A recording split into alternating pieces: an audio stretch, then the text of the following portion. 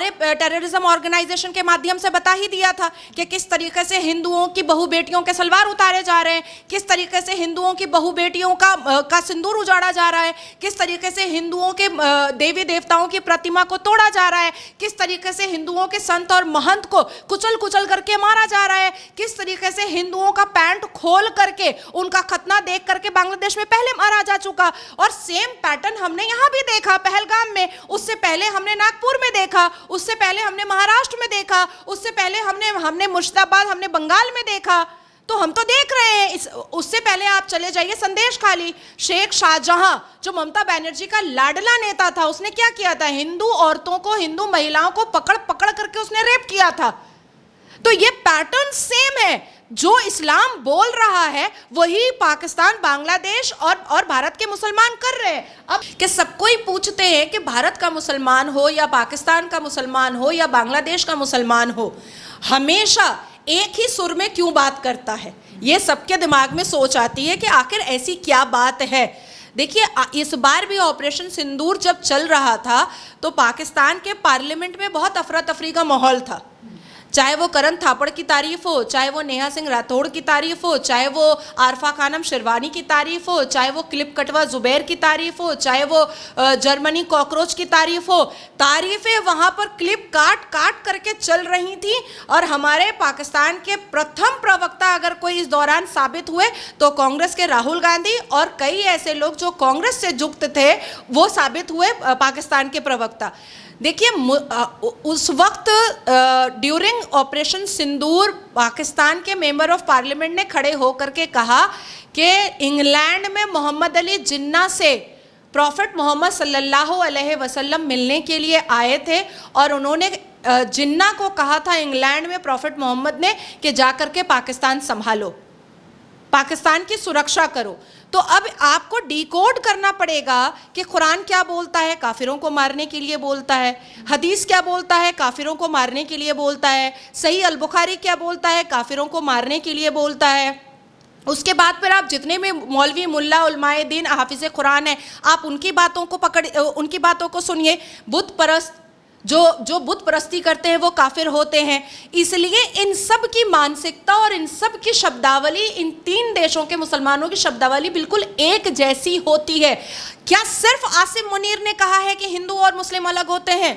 क्या सिर्फ आसिम मुनीर ने कहा है? नहीं, उससे पहले तो बांग्लादेश में मोहम्मद यूनुस ने हिफाजतुल इस्लाम, हरकतुल इस्लाम, ये सारे टेररिज्म ऑर्गेनाइजेशन के माध्यम से बता ही दिया था कि किस तरीके से हिंदुओं की बहु बेटियों के सलवार उतारे जा रहे हैं, किस तरीके से हिंदुओं की बहु बेटियों का सिंदूर उजाड़ा जा रहा है, किस तरीके से हिंदुओं के देवी देवताओं की प्रतिमा को तोड़ा जा रहा है, किस तरीके से हिंदुओं के संत और महंत को कुचल कुचल करके मारा जा रहा है, किस तरीके से हिंदुओं का पैंट खोल करके उनका खतना देख करके बांग्लादेश में पहले मारा जा चुका। और सेम पैटर्न हमने यहाँ भी देखा पहलगाम में, उससे पहले हमने नागपुर में देखा, उससे पहले हमने महाराष्ट्र में देखा, उससे पहले हमने मुर्शिदाबाद, हमने बंगाल में देखा। तो हम तो देख रहे हैं। उससे पहले आप चले जाइए संदेश खाली, शेख शाहजहां जो ममता बनर्जी का लाडला नेता था, उसने क्या किया था? हिंदू औरतों को, हिंदू महिलाओं को पकड़ पकड़ करके उसने रेप किया था। तो ये पैटर्न सेम है। जो इस्लाम बोल रहा है वही पाकिस्तान, बांग्लादेश और भारत के मुसलमान कर रहे हैं। अब मैं आपको बताना चाहती हूं भारत के कुछ चंद डरे हुए मुसलमानों का सच। भारत में आज़ादी के वक्त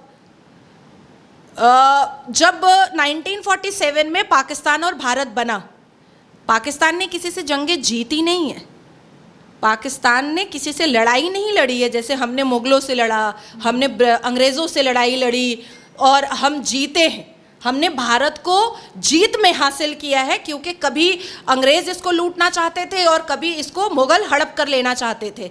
लेकिन हमारे जितने भी योद्धा थे, वीर थे, वो अपनी जान हथेली में रख करके, अपने परिवार को छोड़ करके उन्होंने भारत और इस राष्ट्र को, इस मातृभूमि को बचाया।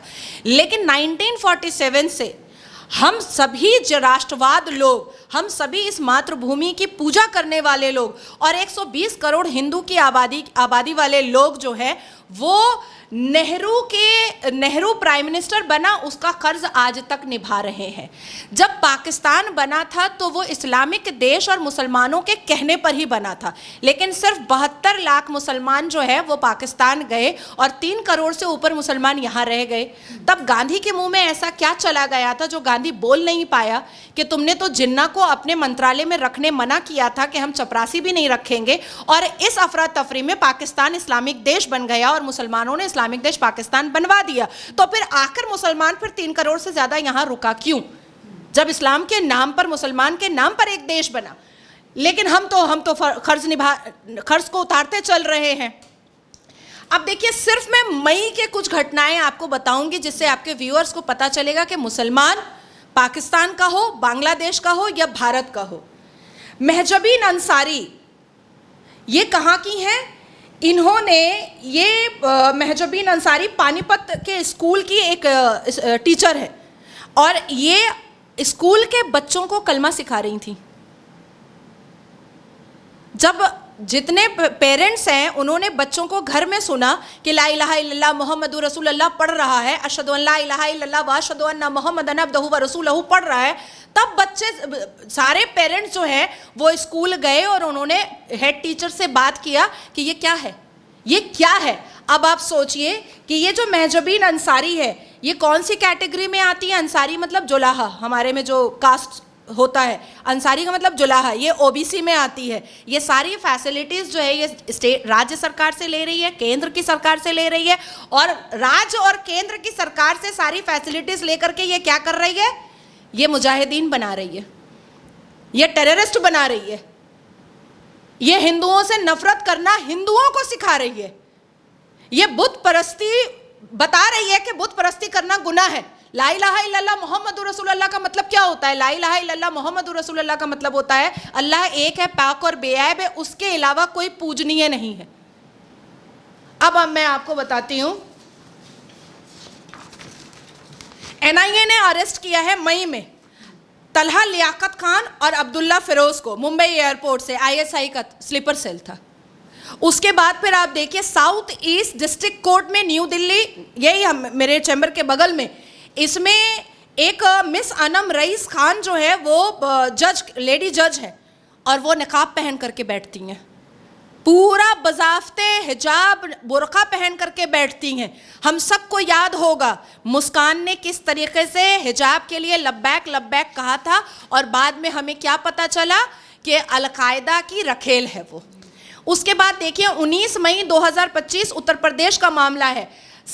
समीर अली और साबिर अली ने प्रतापगढ़ उत्तर प्रदेश में क्या किया है कि तीन बच्चियों को, माइनर बच्चियों को, हिंदू माइनर बच्चियों के साथ सेक्सुअल रिलेशनशिप प्यार मोहब्बत का किया और उसके बाद फिर उसको बेचने के लिए लेकर के जा रहा था। रेलवे स्टेशन से बच्चियां जो हैं वो रिकवर की गई हैं और वो भाग गया है, लेकिन अभी तक उत्तर प्रदेश की पुलिस उसको ढूंढ रही है।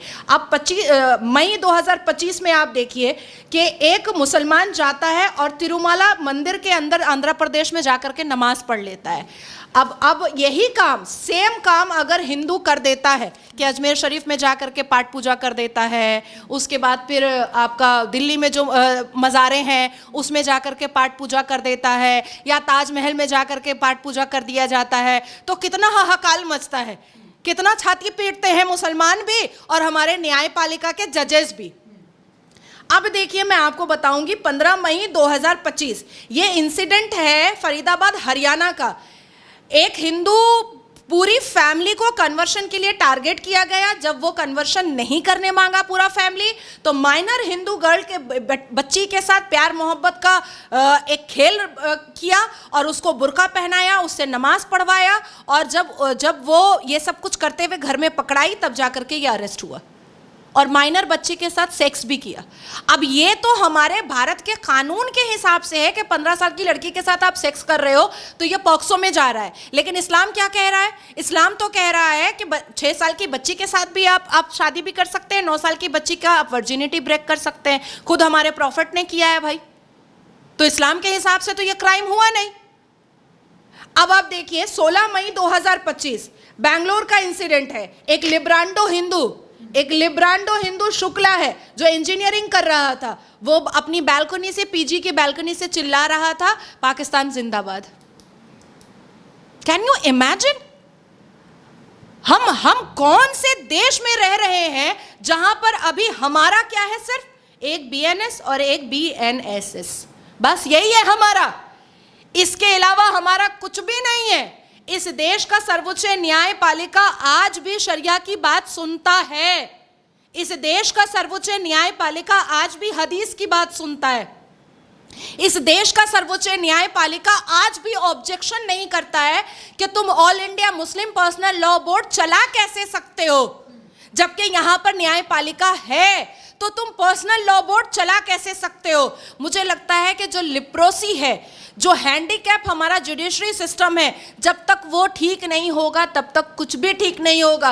अब तो हमारे जो ये हैं, इनके आंख से भी पट्टी उतर चुकी है और तलवार हट चुका है, हाथ में किताब है और तराजू का दोनों पल्ला बिल्कुल बराबर है। तो हमारे देश के सर्वोच्च न्यायपालिका और प्रत्येक न्यायपालिका को भी अब समझना पड़ेगा कि एक खास मजहब वाले को आप ज्यादा एडवांटेज मत दीजिए, बराए मेहरबानी।